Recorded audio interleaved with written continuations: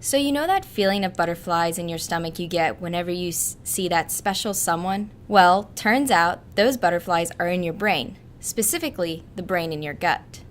I'm Anu Kumar. And I'm Madeline MacArthur. And this is the Brain Rules Podcast. So it turns out that there is this network of nerves in your gut called the enteric nervous system, which is nicknamed the second brain. It operates somewhat independently of the brain to regulate the gut's digestive processes, and it also is responsible for that I feel it in my gut feeling. Anu, guess how many nerves there are in your gut? Maybe 10,000. Close, but not really. There are 100 million neurons in your gut. That's more than in your spinal cord. So the next time you get that butterflies in your stomach kind of feeling, remember, it's actually your brain's gut who's responsible for that lovey-dovey feeling. Oh man, that is very interesting because I never really thought of the brain having a specific control portion of the gut. So I never really realized that the butterflies in your stomach was actually because of like these different processes controlled by the brain. Yeah, it's actually a whole brain sitting in your stomach. Oh my gosh. That's so weird to like think you have a second brain sitting in your stomach. And to think that they have more neurons than the spinal cord, that is pretty insane. So in case you haven't noticed, we are doing this episode on everyone's favorite topic, love. Or maybe everyone's least favorite topic, depending on how you look at it. We just opened up with how butterflies in your stomach is actually caused by a second brain in your stomach, which is really awesome and also weird at the same time. So now I want to definitely dive into something that I think a lot of people in child psychology as well as just like social psychology have heard about, which is Sternberg's theory of love. And this kind of goes into the different stages or types of love between two different partners. So just listing these off, the different types of love based on Sternberg's theory of love are liking, infatuation, fatuous love, empty love, romantic love, companionate love, and consummate love. So the difference between all of these is based on three really important aspects of a relationship, which is intimacy, passion, and commitment. So in some relationships, you might have one and not the other two, or two and not the lone aspect. And then consummate love is when you have all three of them living in harmony within the relationship. So we'll just go down the list and see what all these types of relationships look like. So in a liking relationship, you have intimacy with someone, but no passion or commitment. So you enjoy getting to know them, you might enjoy spending a little bit of time with them, but not really holding down any sort of commitment, and you don't have a lot invested in them. All right, so maybe some crushes, like passing crushes, could be filed underneath liking. And infatuation is, this is the closest thing that I think resembles the love at first sight scenario. It refers to whenever you have an immediate, intense physical attraction to someone, and this feeling is pretty short-lived. And fatuous love is a combination of infatuation and commitment. So there's not a lot of deep conversation going on at this stage. So both people may focus more on the immediate attraction than who their partner is as a person. So it sounds very superficial whenever you describe it like that. An empty love, this love is more of like a working relationship kind of love rather than focusing on passion or intimacy. So for instance, partners might stay together strictly for things like financial stability, or just until the kids grow up, or for religious reasons, or because they just don't see any other option possible. And then there's romantic love, where intimacy and passion are very relevant, but there's no commitment. So these can range from one-night stands and casual dating to a somewhat steady relationship that didn't really have plans to stay together in the future. And then companionate love, this involves intimacy and commitment. So you're super close, but maybe not like the conventional couple. So there's probably not a physical attraction there. And this can result in two outcomes, either a mutual acceptance of this kind of love or a mutual regret in wishing that things were different. And then consummate love, this is like the holy grail of love. This is what everyone, or at least most people, really want their relationship to be like.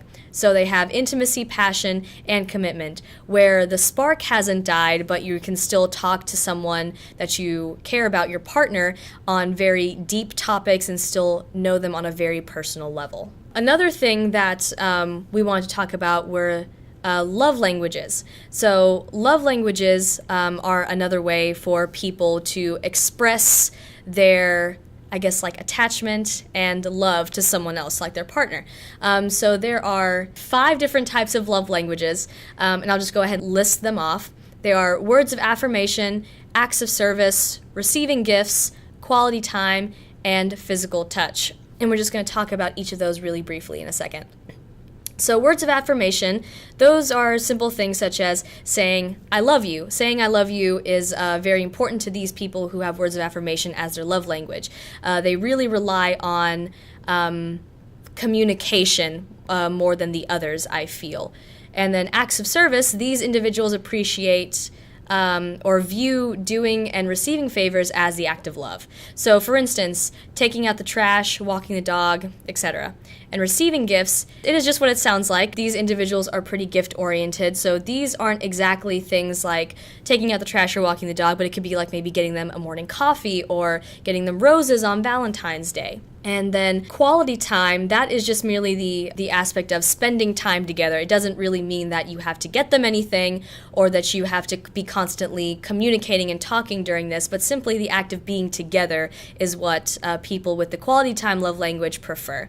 And then physical touch. This can range anywhere from just simple like holding hands, hugging, or other things that people with the physical touch love language prefer to show that they are loved and that they love you. Just because we thought it was just really funny, we wanted to share with you guys what our love languages were. So mine was actually a tie between affirmative words and physical touch. So I show love and support by encouraging people in my life verbally and by also hugging people, which sounds like a nightmare if you don't like being hugged. That is kind of bad because some of my friends don't actually do the whole physical touch thing. But as a result, that's like a psychological barrier for me and my relationships with other people. So it's like if I feel like I can hug you without reserve, I consider you a close friend. So that's like a fair warning to everyone in my life. I'm a hugger, unfortunately. I definitely can say that I am not as much of a hugger. I don't know why exactly, but with my family, it's perfectly normal and great. I can hug them all day, but with strangers sometimes or even with friends, I find it difficult. But I guess that's why there are so many different love languages and everyone has their particular kind. My love language is actually quality time. Sometimes I find myself being very quiet and I just like to sit with someone that I care about or that I'm really looking forward to spending time with and just being physically around that person, or even not being around them. I call my siblings a lot because we don't live close to each other, so that for me is quality time because they're taking time out of their day to call me and line up the time zones correctly so that way we can spend anywhere from 20 minutes to an hour talking about what's going on in our lives. Yeah, that is really cool. This concept of love languages was actually developed by Dr. Gary Chapman in 1995. So it turns out that love languages don't have any actual scientific basis, but rather these love languages are based on what makes a certain person feel good. Say, for example, your love language is receiving gifts. Then whenever your significant other gives you something, you would have the same response as someone whose love language is physical touch. The simple triggering of love is what is important, and this does have a scientific basis. So now we're going to transition into talking about the hormones that are involved in your brain whenever you experience these feelings of love. I'm sure we've all heard about dopamine and oxytocin before. They are the silly little hormones in your brain that are responsible for all those lovey-dovey feelings that you feel around this time of the year. Basically, when you feel those butterflies in your stomach start flapping up a storm, your brain is releasing high levels of dopamine that trigger the reward center of your brain. A similar experience can be felt when someone consumes substances such as alcohol or cocaine. While dopamine is responsible for triggering the reward system, the neurotransmitter called oxytocin, on the other hand, is the love drug. It is creating deepening feelings of attachment that happen whenever you've been with a partner for some time. It provokes feelings of contentment, calmness, and security, which are associated with mate bonding, according to the Harvard School of Medicine. Another interesting aspect about these neurotransmitters is that love is actually considered a stressor. Yes, love equals stress. I believe that. I'm sure we all can, and it kind of affirms these feelings, these stressful feelings we can get around this time of the year. So love is associated with the stress hormone cortisol, which increases with romantic love. This increase in cortisol makes our bodies think that there is a crisis happening that we need to deal with. And I'm not talking about the type of crisis where you have to try on 5 different types of outfits before a date, even though I would probably consider that a crisis. That definitely is a crisis. This stress can manifest itself in a variety of physical and emotional responses, such as the heart racing, sweaty palms, flushed cheeks, and the feelings of passion and anxiety. Now, as your cortisol levels rise, your levels of serotonin, which is another neurotransmitter, is actually depleting. With this depletion of serotonin, you begin to have intrusive, maddening, preoccupying thoughts, hopes, and terrors of early love, which are the obsessive-compulsive behaviors associated with infatuation, which again is according to the Harvard School of Medicine. And this response is pretty similar to just like a regular stress response too, isn't that? It is. Because cortisol is the main stress hormone in the body. So that gets released whenever you're experiencing just regular stress of like maybe studying for a test or maybe dealing with a family member that you may not be very close with, but you still have that being released whenever you're thinking about all of these things related to love. It's even related to that fight or flight type of reaction we have to things. So it's amazing how this wonderful thing we think about love is actually in our brain connected to these very basic human instincts that we wouldn't normally think would be associated with love and fight or flight. Like, do I need to flee for my life, or I'm in love with this amazing person? Right. It is pretty crazy how those two are related. But yeah, so we also want to go ahead and dive right into John Lee's 6 different types of love. So this is a little bit different from Sternberg's type of love because Sternberg's theory of love, because John Lee put these 6 different descriptions to describe how individuals love other people. So this is more relating into individuals, how they perceive love rather than couples and partners, and how that additive kind of relationship can be categorized. So this was around 1973. John Lee described 6 different ways that people can perceive and interact with love.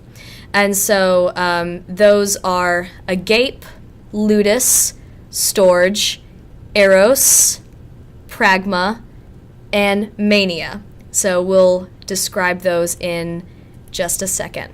So Gape is the first category. So this is the most selfless kind of love. And these type of people like to give more than they like to receive. So this isn't just limited to romantic love either, as this is the kind of love that is most commonly exhibited by parents. So this kind of love is hallmarked by traits such as being patient and faithful and the willingness to make sacrifices. And Ludus, the second kind, is more of a playful way of looking at love with no real commitment. So you can simply hang out with somebody and have fun, but it is more short-term fun, and it's more likely how they're going to view relationships rather than trying to settle down and make a long-term sort of commitment. So this is a really, this is kind of like adds into a sort of like hookup culture that I know a lot of people like to cite whenever they're growing up, or even just like nowadays, that it's really easy to, get on online dating services, maybe just like even Tinder, and it's just really easy to just like look for something that's not very long-term. So people who kind of resonate with this sort of, I guess you could say, like type of love is considered Ludus. So the third kind is Storge. So this is actually based on a friendship turned love, and this really has like, it starts with with someone having friendship-like intentions, and then over a long period of time, you have feelings develop. So again, this is the kind of love that happens over a long period of time, and you're also more likely to stay friends after a breakup with another individual if this kind of love is exhibited. So these are the kind of people to not really have really intense crushes. These are more of like the going at it really slow, taking relationships really slowly. But that also might be a good thing, because if you're able to have positive interactions with people after you break up, sometimes it makes life a little bit less awkward or more awkward, depending on your situation. So the next one is Eros, and then this style is when the individual feels completely consumed by love. And the most important aspects to this person are physical, chemistry, and emotional closeness. Not exactly long-term commitment. So being very focused on the present moment, right here, right now, with their partner is extremely, extremely important to them. So like I said, long-term commitment may not necessarily be a hallmark trait, but that doesn't mean it won't develop later on. But it's not always a guarantee. Pragma. I look at this as more of like a business partnership than an actual relationship, honestly.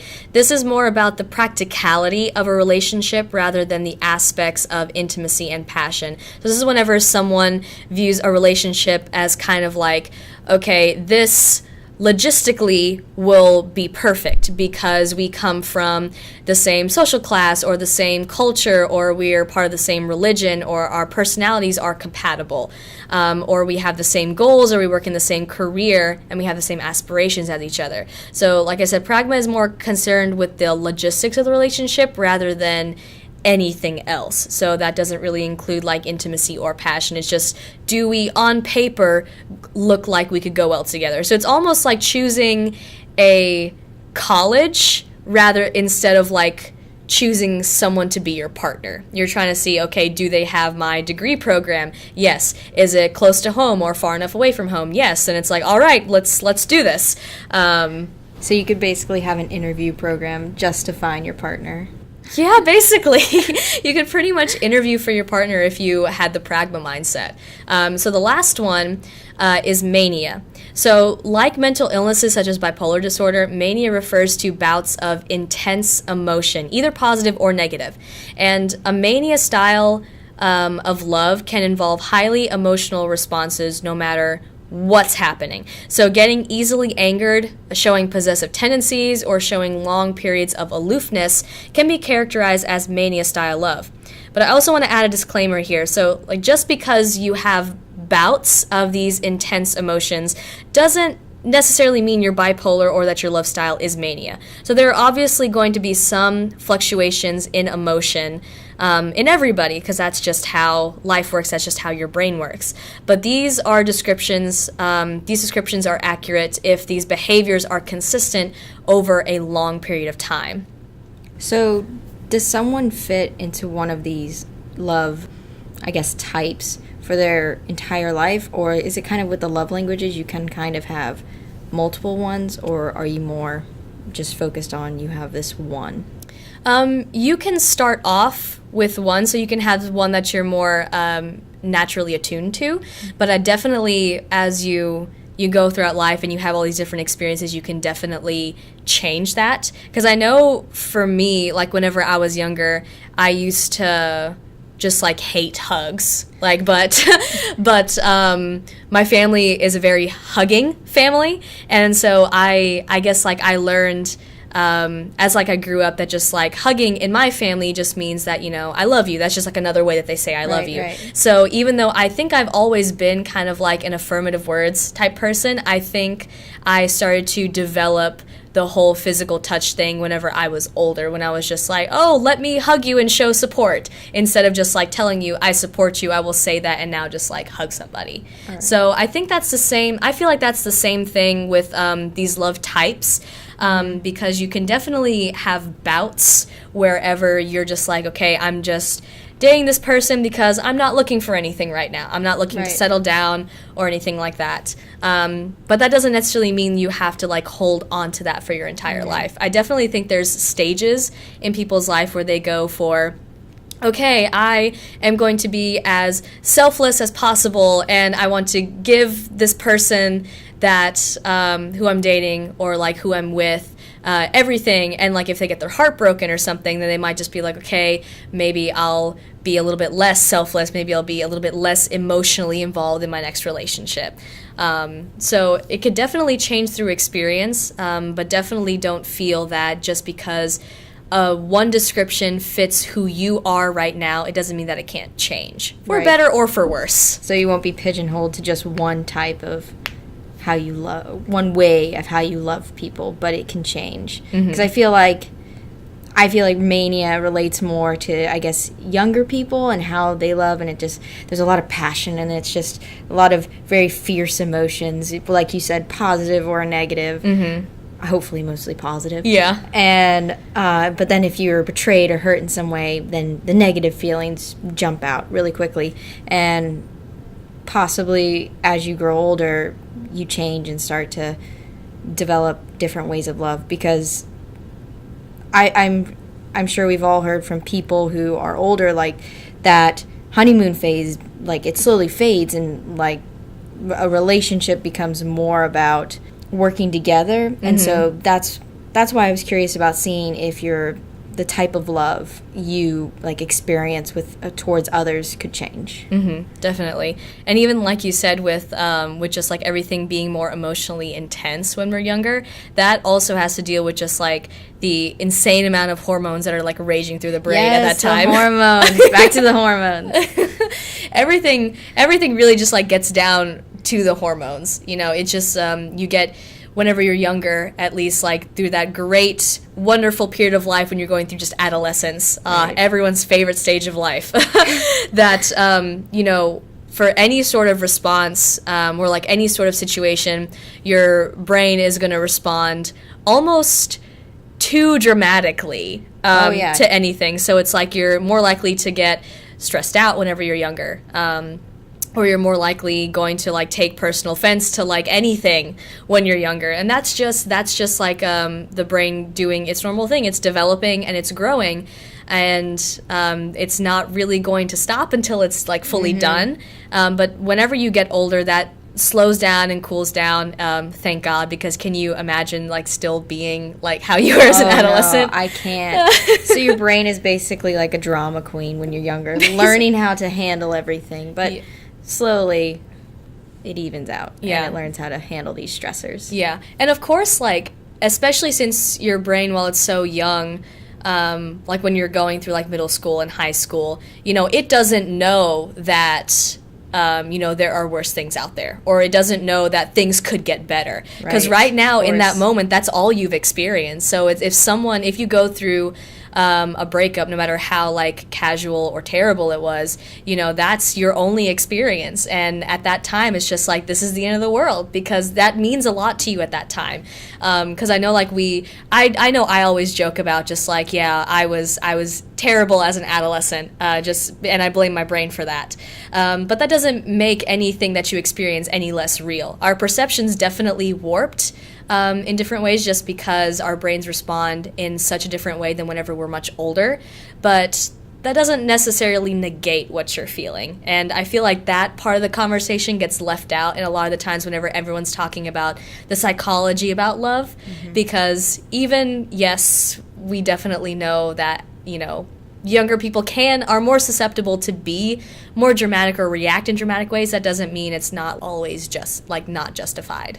All right, so that concludes this episode of the Brain Rules podcast. If you like what you heard, please share this episode with a friend. And if you haven't already, subscribe to the Daily Beacon podcast on SoundCloud, iTunes, or your stock podcast app. And be sure to check back for episodes every other week. We hope you've learned something new today, and we'll see you next time.